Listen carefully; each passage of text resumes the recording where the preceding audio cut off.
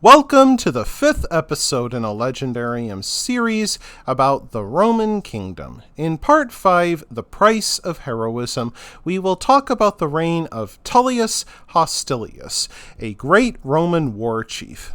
After Rome's second king Numa came Tullius Hostilius, whose reign is remembered for two events. First, Hostilius built the first proper Senate house. At first, he modestly called this new site the Curia Hostilius. It continues to stand in the Roman Forum today, albeit with some alterations.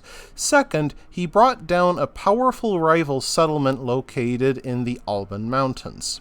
This likely has a basis in historical fact, for Rome defeated a village called Telene to the south, which extended Roman influence south along the Tiber River.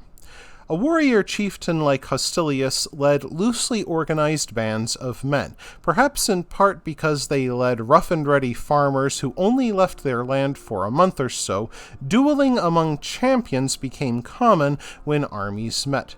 Romulus became the first to win the Spoila Optima, in which he defeated an enemy commander in hand-to-hand combat and dedicated his victory to Jupiter Optimus Maximus.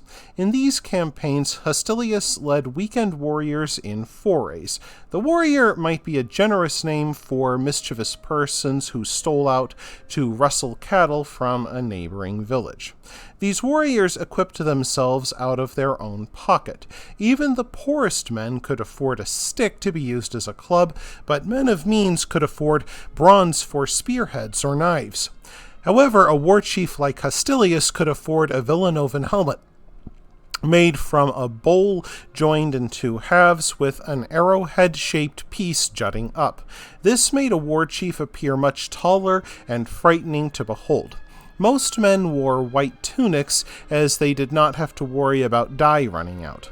Leather belts worn on their waists could support a dagger, while men carried spears.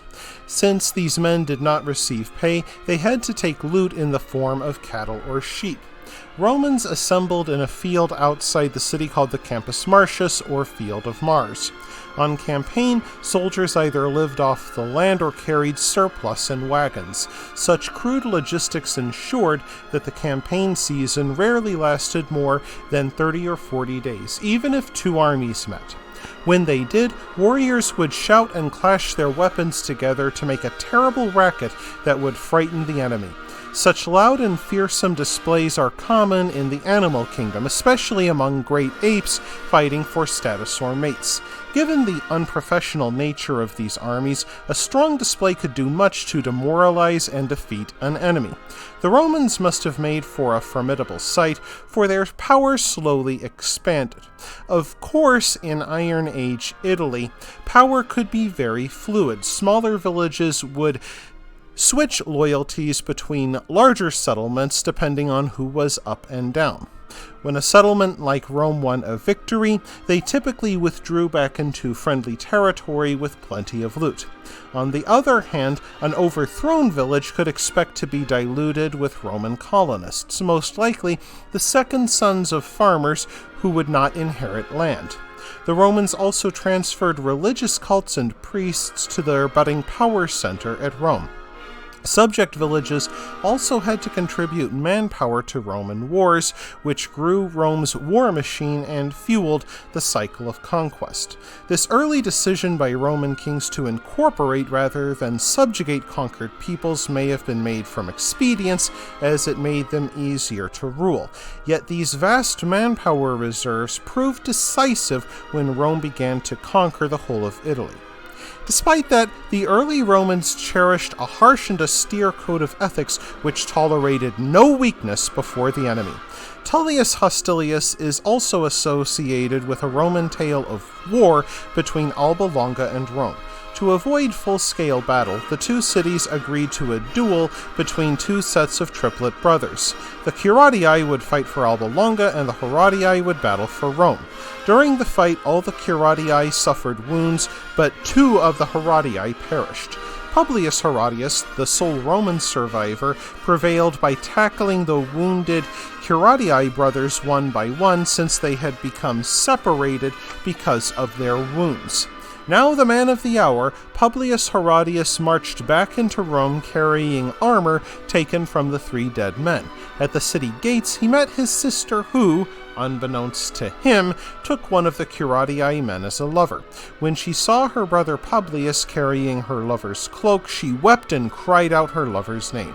In a fit of rage, Publius stabbed his sister to death with the words, "Take your girl's love and give it to your lover in hell. So perish all women who grieve for an enemy." The Roman Senate condemned Publius to death for this heinous crime, yet the people refused to support the execution of a national hero, even if he murdered his own sister. Nonetheless, the Senate had to act against such a notorious crime. To this end, the Herodii had to carry out expiatory ceremonies. After performing them, the Romans slung a wooden beam across a roadway. Publius walked under it, his head covered, in a sign of submission. This must have pleased the gods, for Hostilius's war against Alba Longa ended in victory. During the Augustan era, Livy wrote, "The timber is still to be seen, replaced from time to time at state's expense, and is known as the Sisters' Beam. The tomb of the murdered girl was built of hewn stone and stands upon the spot where she was struck down." That wraps things up for this episode of the Legendarium. I hope you enjoyed it. If you did, press like. If you want to see more, press subscribe. And if you've got anything to say, let me know in the comments section. Thanks again for joining me, and I hope that you have a great rest of the day.